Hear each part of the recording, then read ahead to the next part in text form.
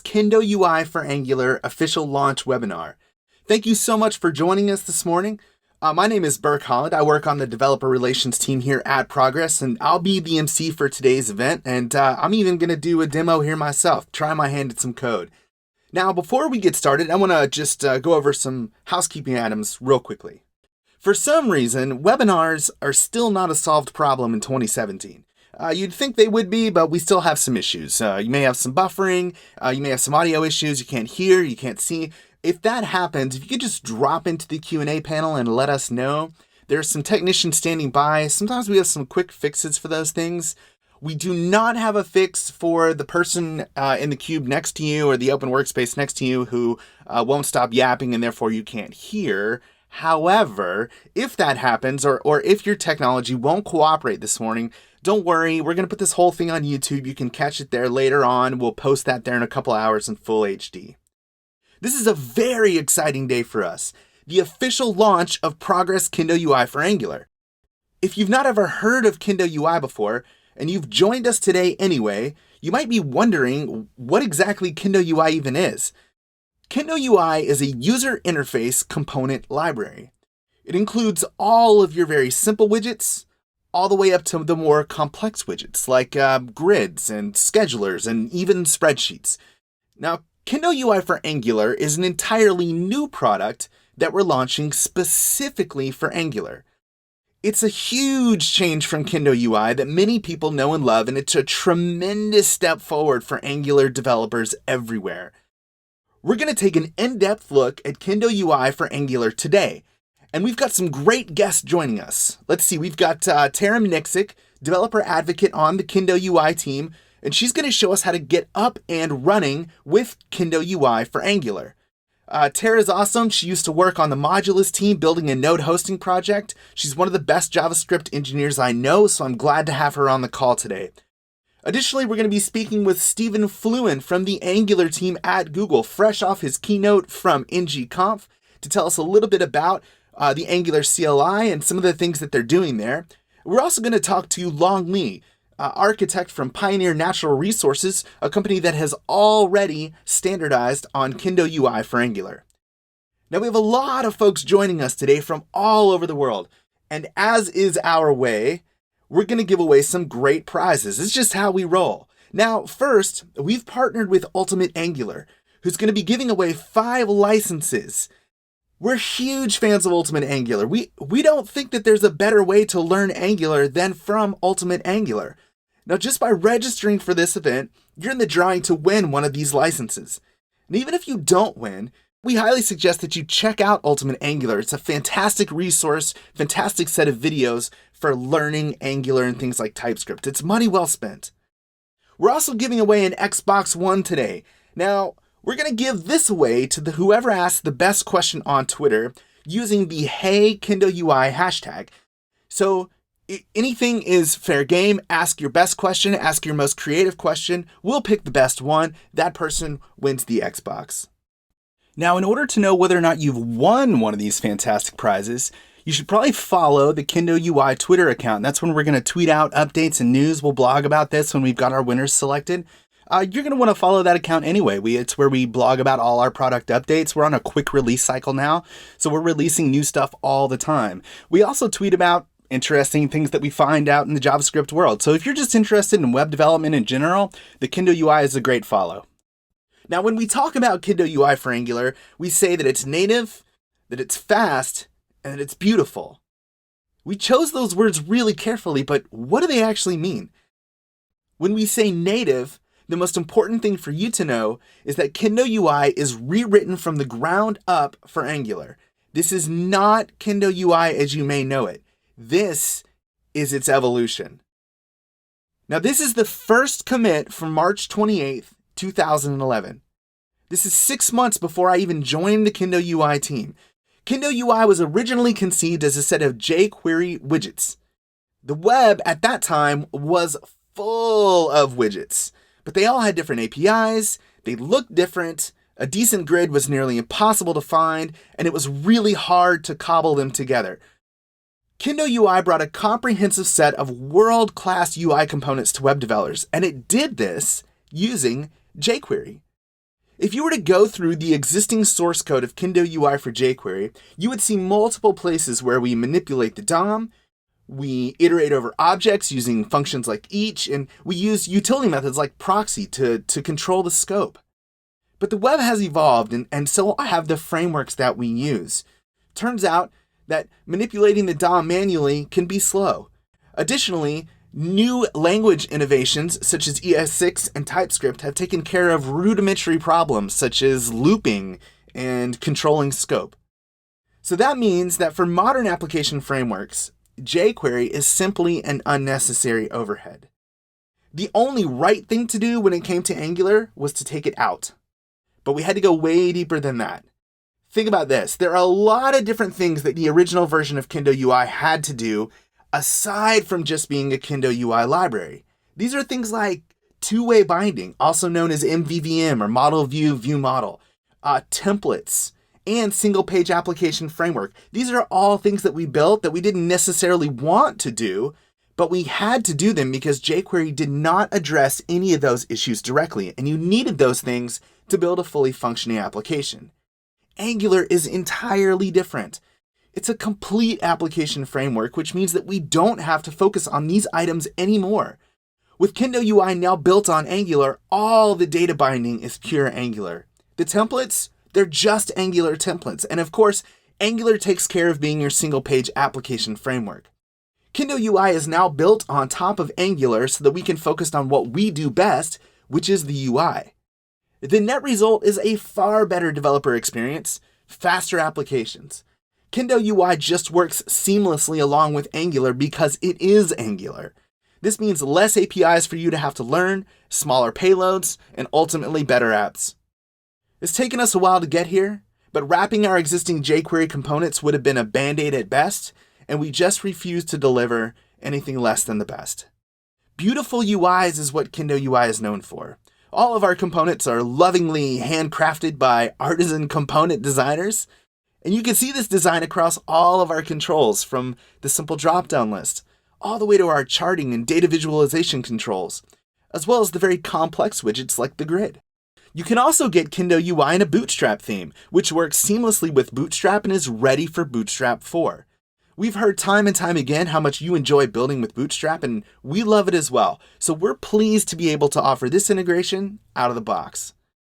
We're also excited to announce a brand new product called the Progress Theme Builder. This is a completely new experience for handcrafting your favorite themes. You can pick from the standard Kendo UI theme, or you can choose to customize a Bootstrap compatible one. In addition, we provided you with a bunch of color palettes to choose from to get rolling with just one click. And then you can customize them as little or as much as you like.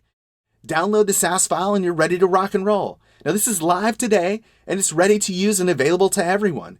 We think you're going to love this new theme tool, but check it out for yourself and see if we aren't right. One of the most popular Kendo UI components is the grid. And we've got the grid with all the great features that you would expect in this release.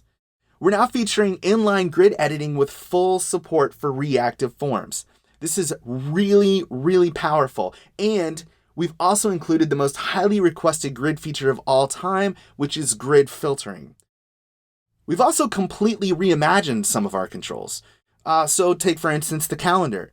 The calendar has a completely new interface, which has lightning fast scrolling for dates. This is the best way to add a date picker to your site. No more clicking around on tiny interfaces. And we like this one so much, it's the default behavior for our date picker as well. We've got some great demos coming up to show you just how you can get started with all these great components. And we're going to take a look at the grid and the raw power of native Angular components as well. But right now we're going to go over to Stephen Fluen from the Angular team, who is joining us from his house. Hello, Stephen. How are you? I'm doing great. How are you? I'm great. Thanks for joining us this morning. Tell us a little bit about what you do there at Google.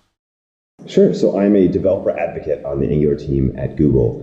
So my role really has kind of two parts to my mission. The first part is to help developers and organizations be successful with Angular.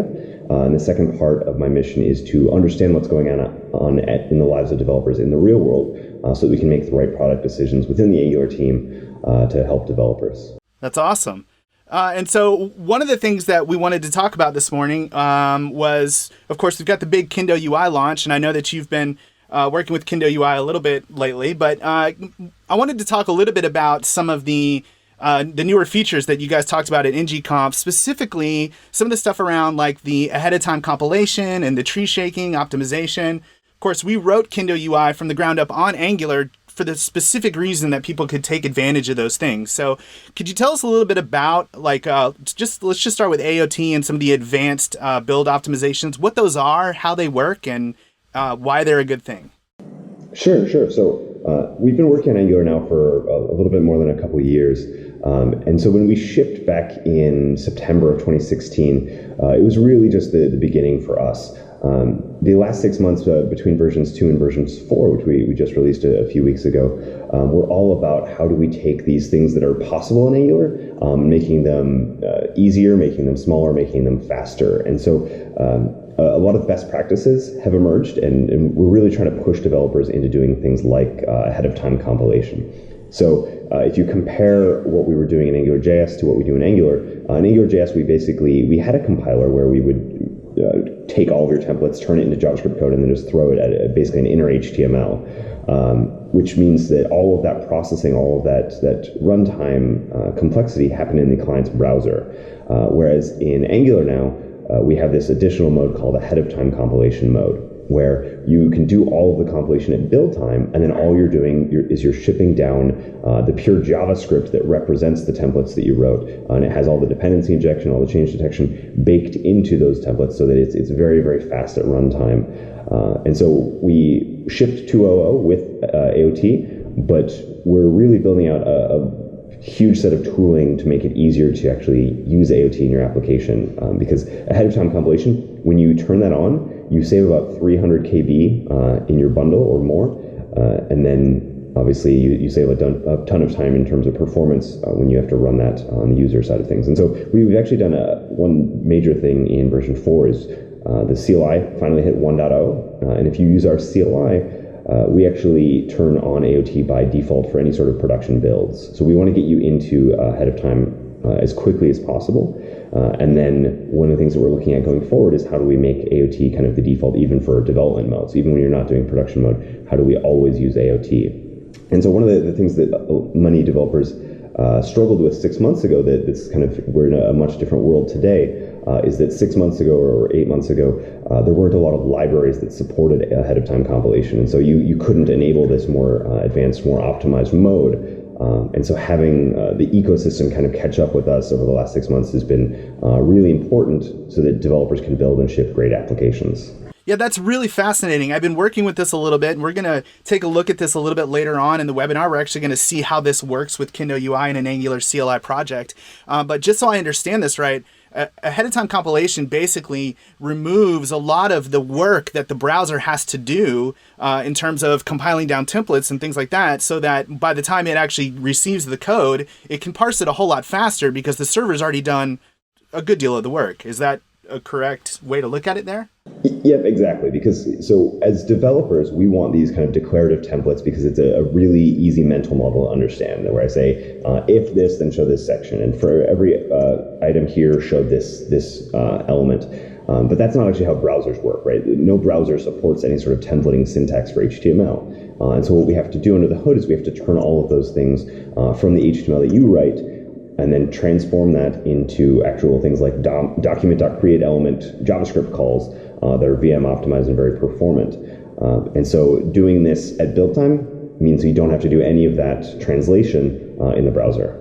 Yeah, that's really cool stuff. One of the things I was noticing is that for Kendo UI being rewritten on Angular means that we don't have to have our own template solution anymore, which is great. We don't have to provide binding. We don't have to provide single page application. These are all things that we built as part of the first iteration of Kendo UI when we built it on jQuery, but they weren't really about UI, right? They were things that we had to put in because people needed them, but we weren't really interested in doing that. They were not UI elements. So one of the things I noticed is that AOT appears to catch errors in templates. And so when you use, errors in templates are really hard to find.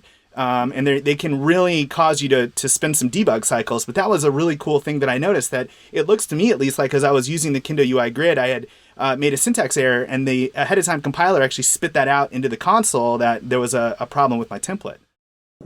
Yeah, so that it's a really big benefit of AOT is that because you're now operating in a more pure TypeScript world, where instead of just having HTML, where HTML is not really aware of what's going on from a type level or from a component level, because we're doing that translation, we can actually do type checking. And so when you say this minus this in an expression, or you do this dot this method, we can actually check and make sure that those objects exist on your component, that they have the right visibility, the right scope, and that the types match what you were expecting. And so one thing that we've actually done in the last couple months as well is we've now released our experimental language services.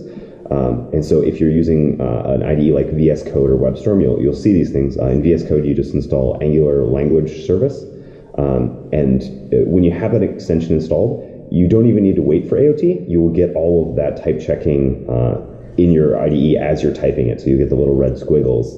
Oh, wow. So that you know, and this actually works with component libraries as well. So as soon as I've added that the Kendo component library to my module, it should actually pop up in tab completion. And so we've shipped kind of the first version of this. It's still experimental. We're still trying to make it better and faster and more reliable, but it's already very useful for developers because this is one of the things that we needed, right? Back in AngularJS land, I'd have $scope dot something, and I would fat finger that in my template.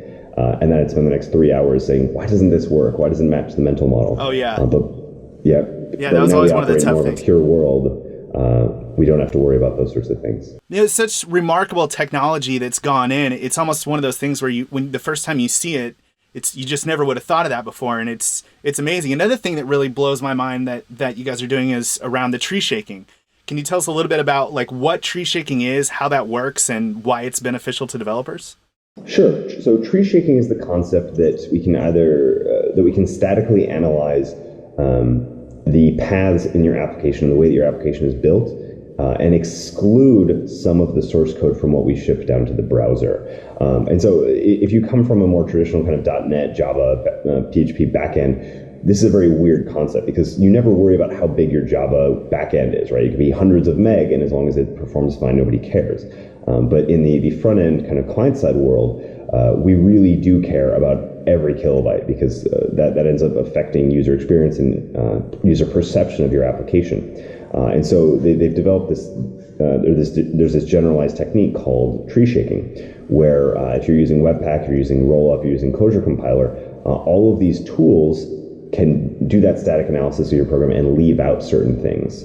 And so a great example of this is you can import, or you can have an NPM install of a ginormous component library, right? It can be as big as you could have hundreds of megs of components installed via NPM.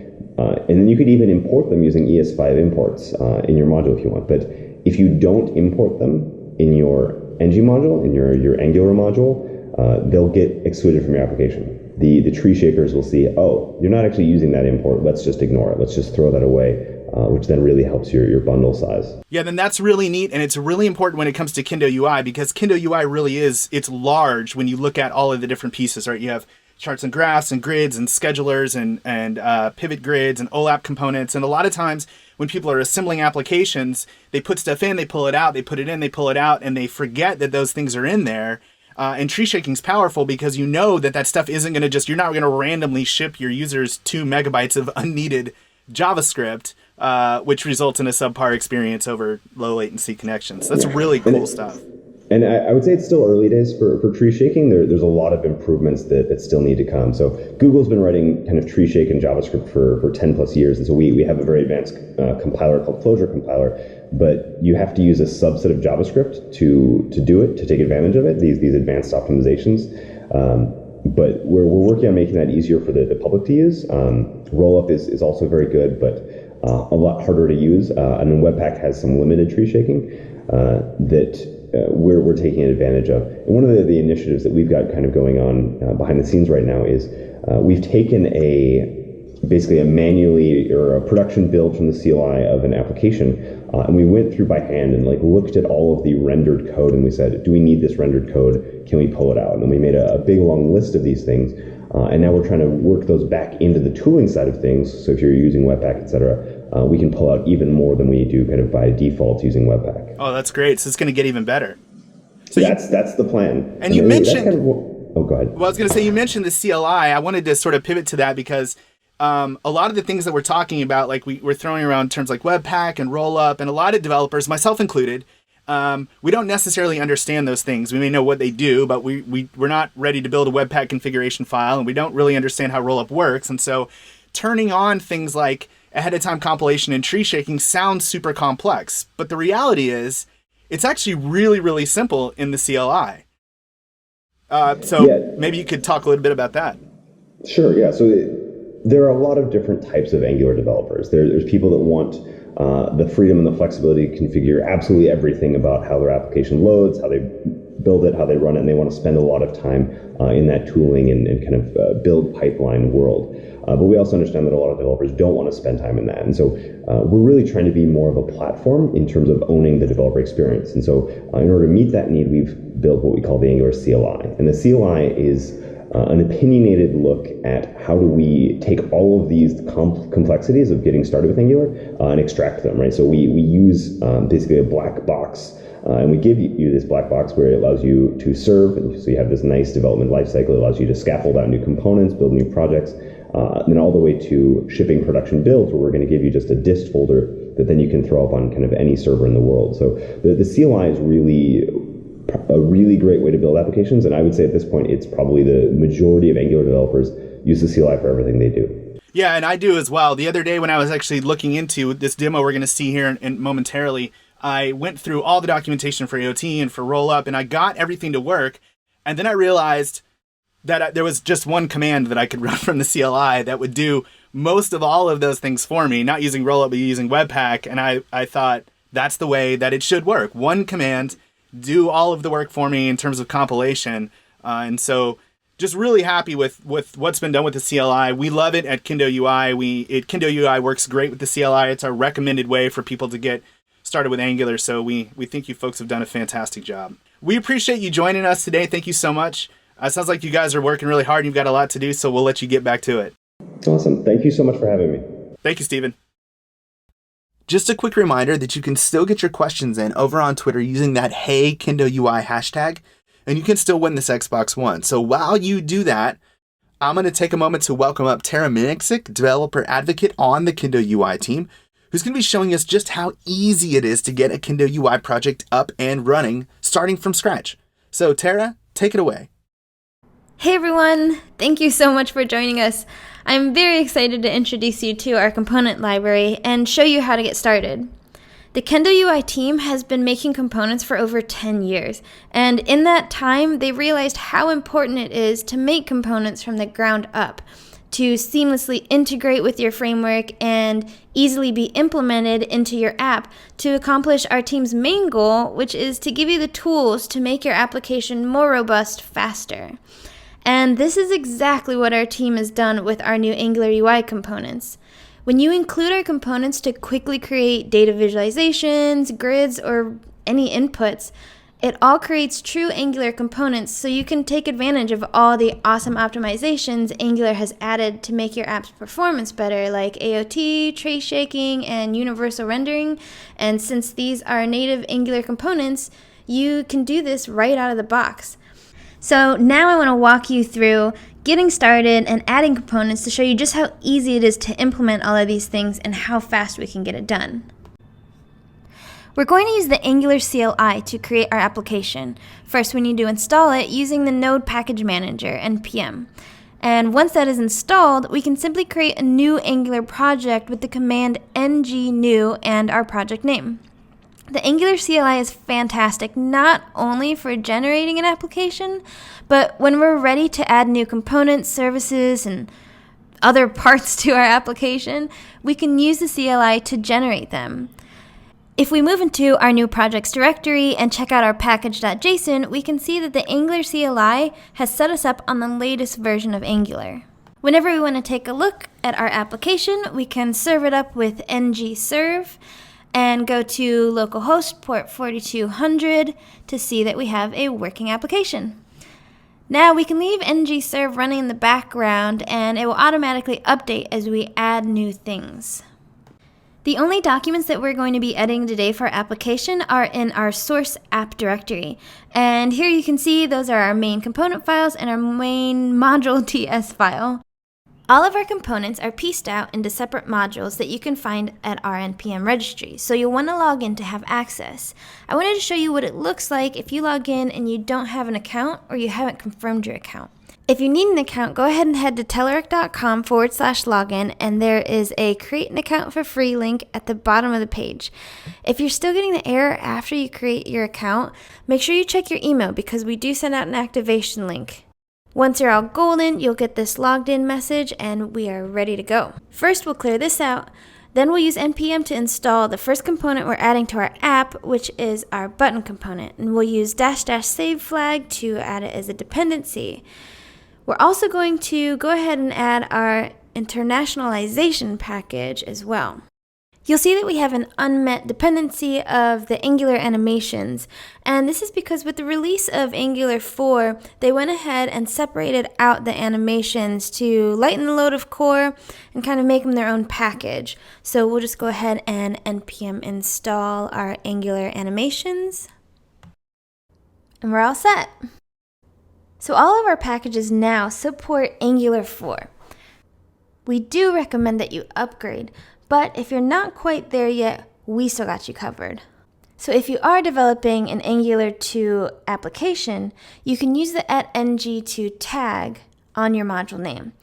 So for example, those two modules that we just installed, the button and the internationalization package, all we need to do to have an Angular 2 compatible version of them is to add that ng2 tag at the tail end. Once you get your module installed, whichever one you use, we have the same steps forward to include our button. And you can find more information in the documentation about the button. Today we're going to be doing the drop-down button, but let's go right into the code to gain a better understanding of what we're doing here. So we'll be working inside of our source app directory, and first we'll look at our main module TS file. This is where we'll bring in the modules that we've just installed.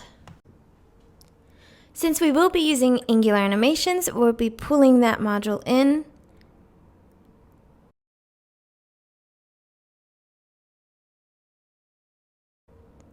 And of course, to use the button component, we go ahead and add our buttons module.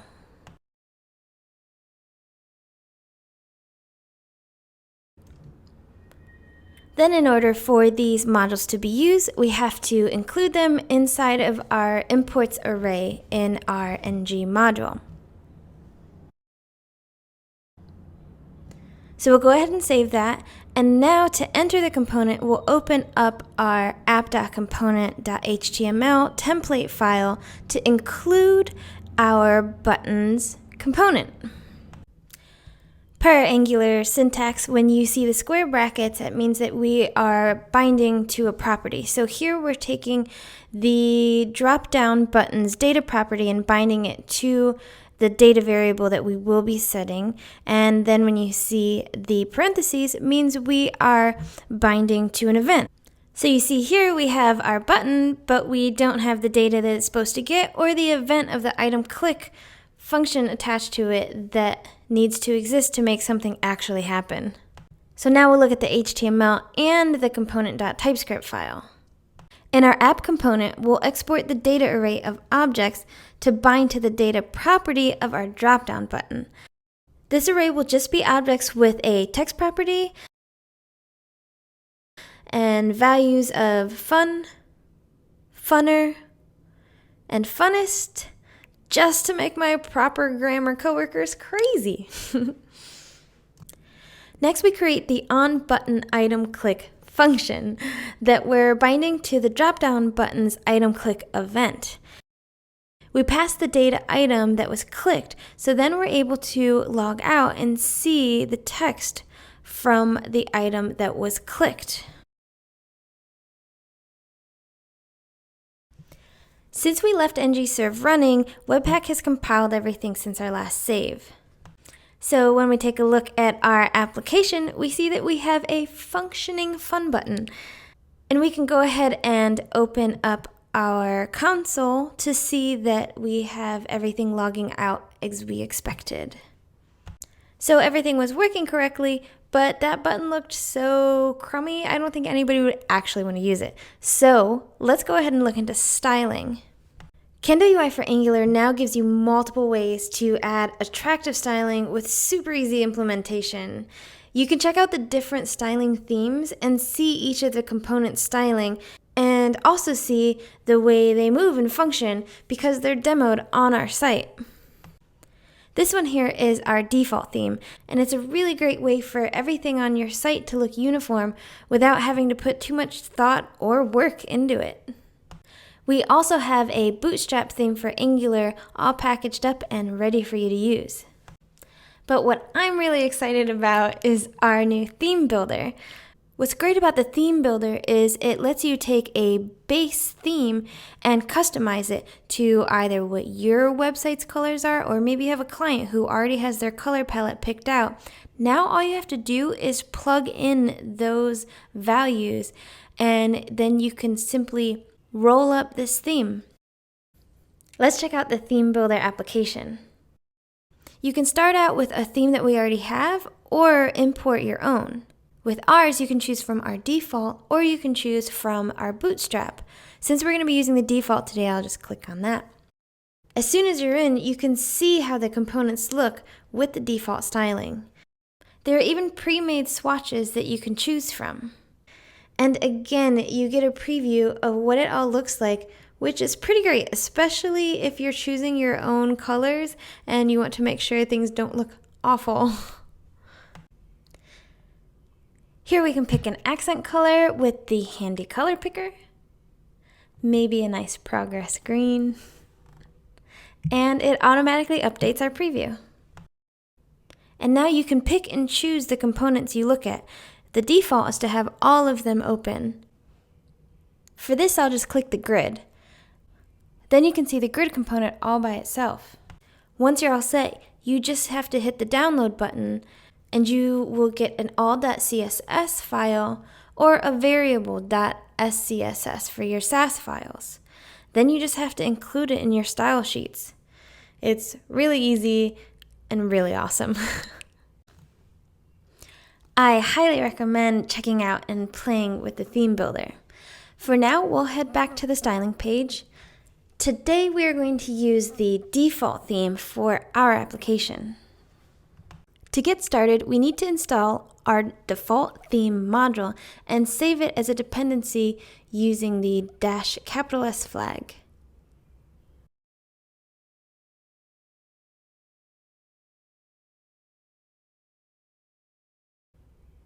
Once we have that, we're going to go up 2 directories to find our Angular CLI JSON file.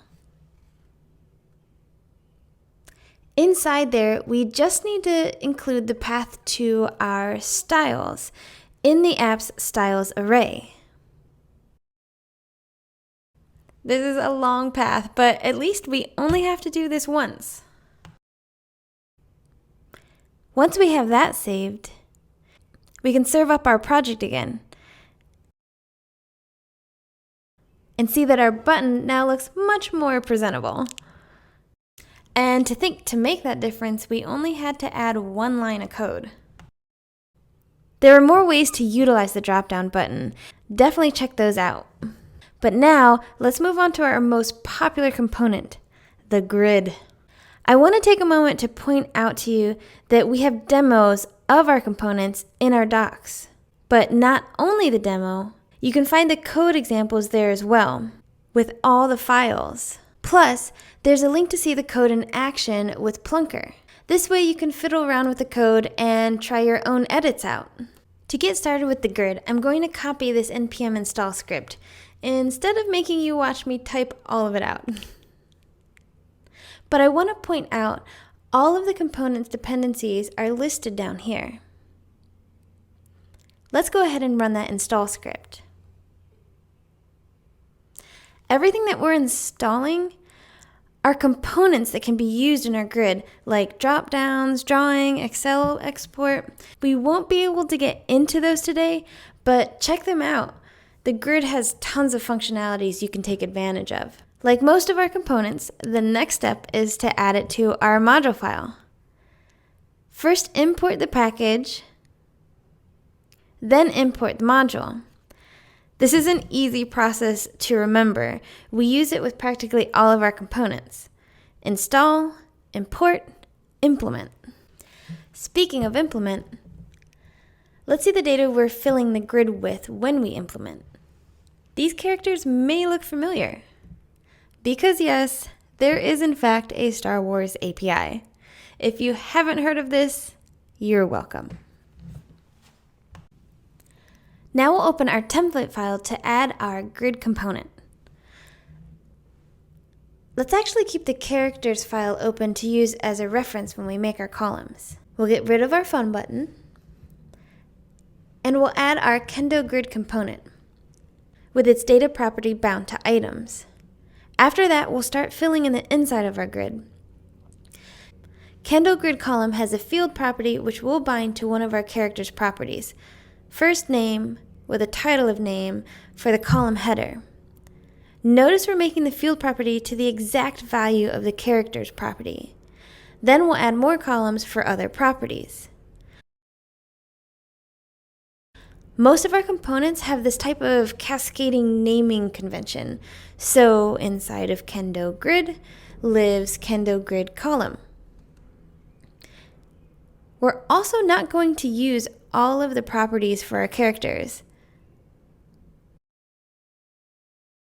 Instead, we're picking and choosing which pieces of data about our characters we're going to use in our grid. Once we have all these columns filled out,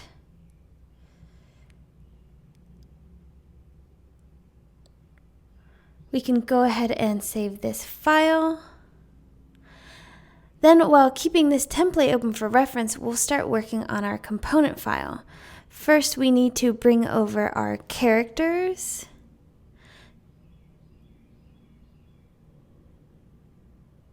And we can go ahead and delete everything that had to do with our old fun button.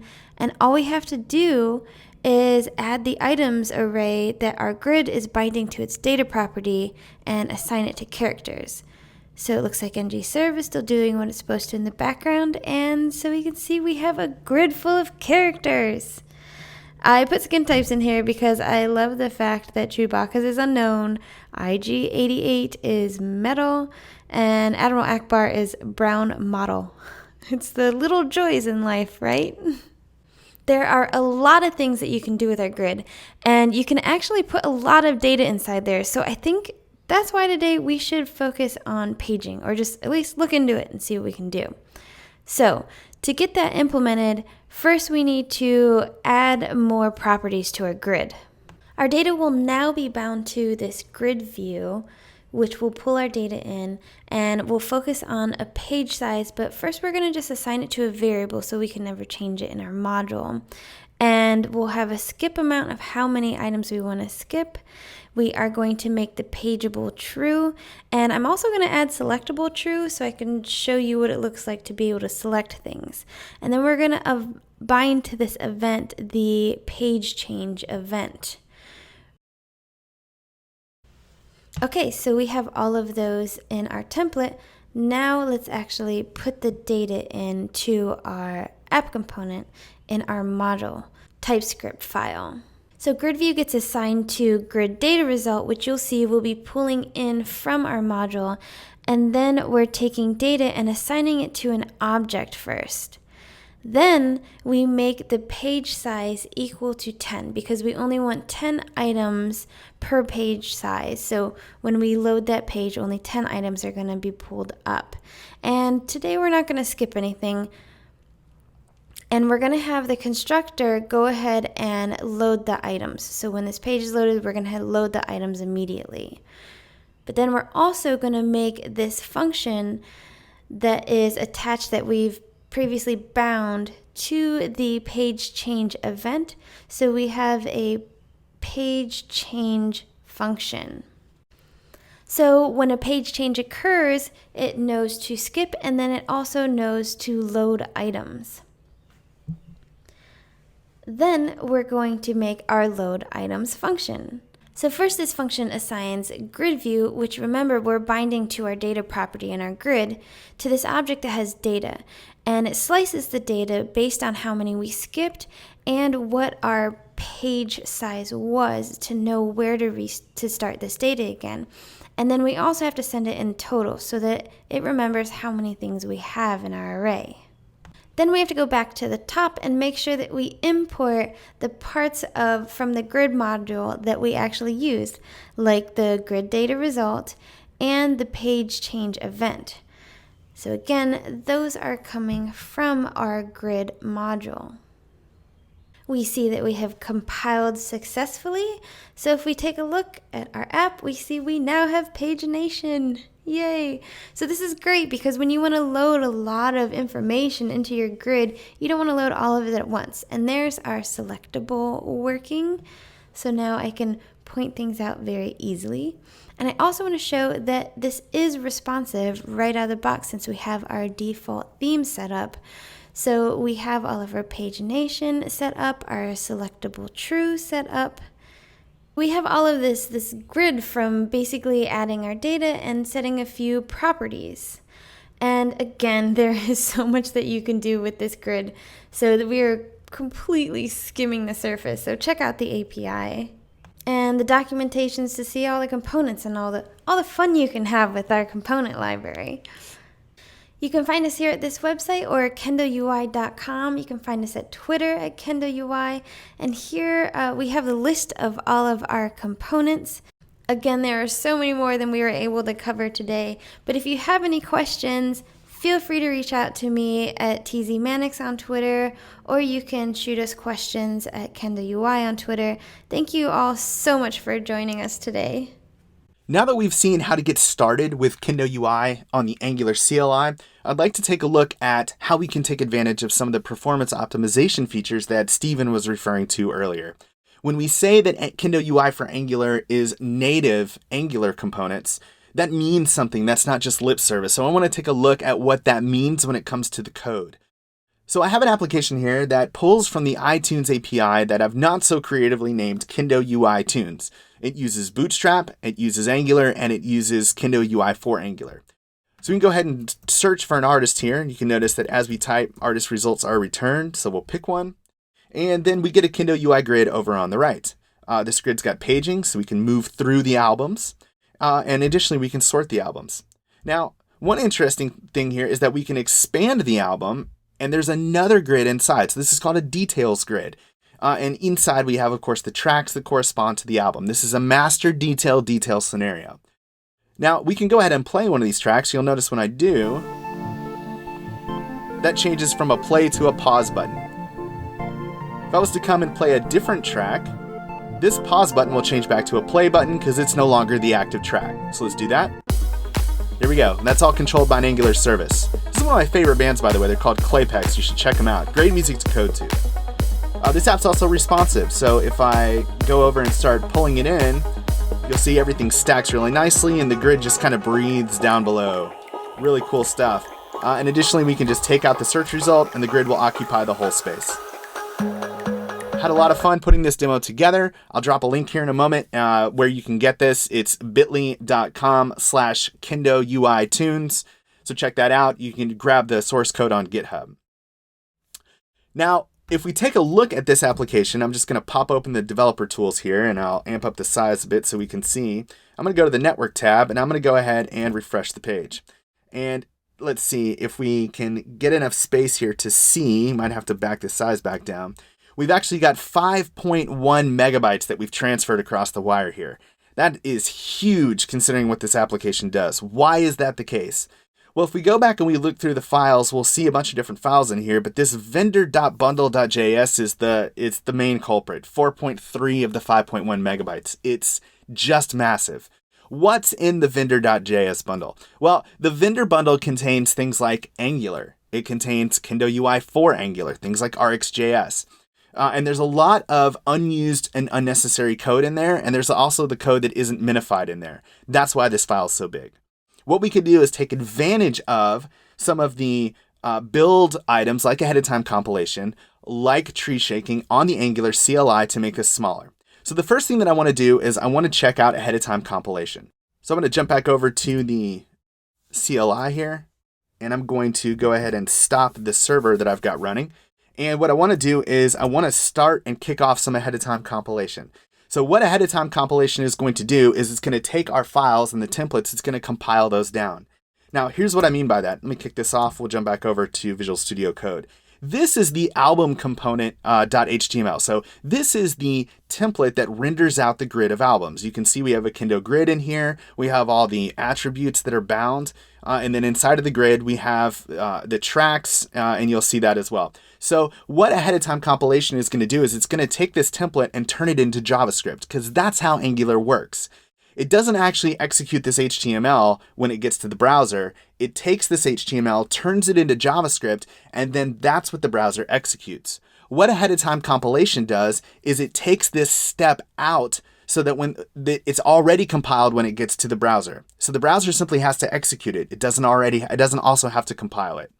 So let's jump over here and I'll show you what I mean. If we look at our files, we've now got an AOT folder inside.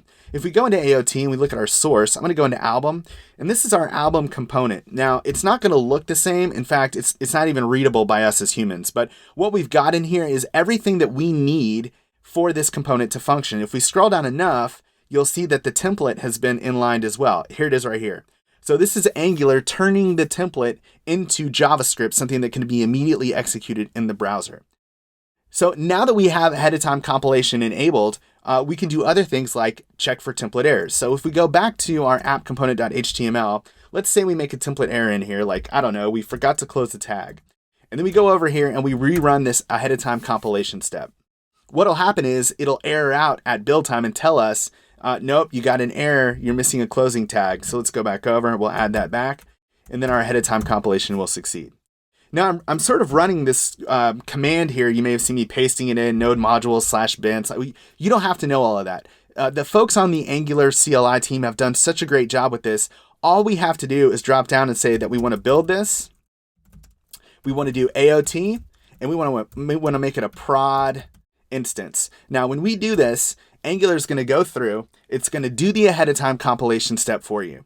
But not only that, it's also going to use Webpack to do tree shaking, and then it's going to minify all of the files. This is essentially optimizing all of your code in one single step. Really, the only thing that you could do in addition to this would be to gzip it on the server, and that would be the smallest that you could possibly get it, but this is getting you almost all the way there. And I know that the Angular team is working on making tree shaking even better in Angular, so looking forward to that. Now, once this is built, we'll get a dist folder over here in our project. So let's take a look here. Not under source. If we come up, we have a dist folder right there, just popped in. If we look in the dist folder, we'll see all of the files that are going to be used to run the application. So the entire application, that's it, down to just these few files. So let's do this. I'm going to come over here. I'm going to open up a new tab, and let's go into, well, actually, let's stay on the tab we were on, and let's move into the dist directory. And then I'm just going to run a little program called Light Server from John Papa. Excellent little utility for a quick web server. And this is going to fire up, and now we've got the same application, but this time it's been fully optimized. If we go back here and we take a look at our sources now, you can see we're now down to 1.4 megabytes. So we've decreased this thing by almost 4 megabytes, just like that. And if we go back up and find our vendor file, here it is. You can see the sucker's now 765 kilobytes. It was up at over 4 megabytes before. So this is the power of native Angular components working with Angular and working with the CLI to provide you the fastest, most efficient applications possible. Progress Kendo UI for Angular is brand new, but believe it or not, there are already companies standardizing their UI on Kendo UI. One of those companies is Pioneer Natural Resources. Pioneer Natural Resources is an oil and gas company located in Irving, Texas, and they are a publicly traded company. And they're big on using advanced technology. So what I'd like to do now is welcome Longley, an architect for Pioneer, to talk to us a little bit about what Pioneer is doing with Kendo UI for Angular and Angular itself, and why they decided to standardize on Kendo UI for Angular. So welcome, Lee. If you could tell us, what sort of applications do you build there at Pioneer Natural Resources, and what is your position at Pioneer Natural Resources? So my position currently is architect and lead dev. We build a lot of custom applications right now. a lot on data and data visualizations. And the apps I'm working on specifically are forecasting the productivity of wells and seeing how well they perform over 5, 10, 15-year spans so that we can help the business navigate business decisions. Very interesting. So using a lot of grids, a lot of charts, which components are you sort of looking at the moment? I'd say we're currently implementing a lot of both, right? So all the data that ends up on a Kendo grid eventually makes its way to a Kendo data chart. And we're both heavy on both the grid and all the charts that Kendo has to offer for Angular 2 at the moment. So let me turn this and talk about Kendo UI, because you and I were actually talking about this for the past couple weeks via email as you were looking at standardizing your user interface either on Kendo UI or on some open source projects and sort of trying to make the decision on how to do that. And you wrote up some very lengthy notes, for yourself and for your company, sort of backing into the logic behind why you would use Kendo UI and you wanted to standardize there. Can you sort of share for people how you came to that conclusion and why you thought that was the best choice? Sure. So obviously having a lot of experience with Kendo with Angular 1, that also helped. But when we looked at Kendo for Angular 2, we felt like once you learned one control or component, you kind of know how to use all of them, right? So we felt like Kendo UI compared to other frameworks offered the most consistent API across all controls. We also felt like Kendo jumped in to support Angular with their controls earlier than anyone else, including the material team. We thought that was very ambitious, and we kind of like that. And there's an SLA agreement if you have a Kendo UI license. Obviously, we're building apps for Pioneer, so it's enterprise grade. Support's always is a nice thing to have as part of your SLA, knowing that you can ask a question, guaranteed to have a response and answer by. And then we looked at Kendo UI's roadmap for Angular 2, and it aligned very well with ours. And then the grid, like back to your question, are we using grids or are we using a lot of data visualizations? We felt like Kendo's roadmap has that very clear, spoken out, and that you guys are going to get there, if not already. And then you guys had a lot of features in the grid right now that we can use in production. So compared to any other UI frameworks out there, we feel like Kendo UI was just really on top of Angular 2. So you brought up some really good points there, specifically around support, which is something that we haven't even mentioned yet so far in the webinar, but the fact that sometimes you don't need support, and that's okay, but sometimes you do. And a lot of times, especially for larger enterprise projects, support's kind of a requirement, and we do have that 24-hour turnaround time on tickets. So let me ask you, Lee, what do you think about the fact that we sort of rebuilt Kendo UI from the ground up on Angular? So in other words, I remember sitting in a room and I was trying to figure out if we were going to wrap our jQuery stuff or if we were going to go back to the drawing board. And we ended up going back to the drawing board because we felt like that was the right thing to do. I just wanted to kind of get your thoughts on that because you've had to wait a while for the Angular bits. Absolutely. So, with Kendo UI built on top of Angular 2, what that means to us is performance, right? So when you're doing forecasting, like the applications I'm working on now, and you're forecasting 5, 10, 15 years out, with that kind of data sets, performance is vital, right? And having a UI framework that's just not wrapped and made to run on Angular 2 is huge because of all the performance improvements Angular 2 has done versus compared to Angular 1, right? So to tap into that kind of real good performance, you have to build on top of Angular. And again, that's where Kendo is it's ultimate, right? It's building on top of Angular. You guys started from scratch. Everything's TypeScript ready. Everything's NPM packaged, so you only bring in the packages that you need, that you're using from the suite. So we felt like Kendo is very performance tuned for Angular 2. So again, that's why it was a natural choice for us. Man, that was great. I think you explained that better than I did. Maybe I think next time I'm going to let you MC this webinar. You'd explain the product better than I can. Well, Lee, thank you so much for joining us and letting us know and kind of giving us a glimpse into someone who's using Kendo UI for Angular and standardizing on modern Angular already. That was very informative and very exciting. So thank you very much. Awesome. No problem. Anytime. Thanks, Bert. We've covered a lot today, and we're just about ready to wrap up. So the only thing left for you to do really is to visit kendoui.com/Angular. If you scroll down just a tad, you'll see a link to the new Kendo UI for Angular, and then you can click the Getting Started button and you'll be off and running. We'll help you get set up with the Angular CLI, get your packages installed for Kendo UI, you'll be good to go. Also want to make sure that you know about NativeScript. NativeScript is our open source framework for building truly native mobile applications using Angular. There's no web views. This is all native and it works on iOS and Android. This is the same Angular that you use to build web applications, and now you can use it to build native mobile applications with fully native interfaces and fully native performance. We hope that you'll check that out. It's a project that we're really excited about. So thanks so much for joining us today. We hope that you love what we've done with Kendo UI, and mostly, we hope to see you again soon.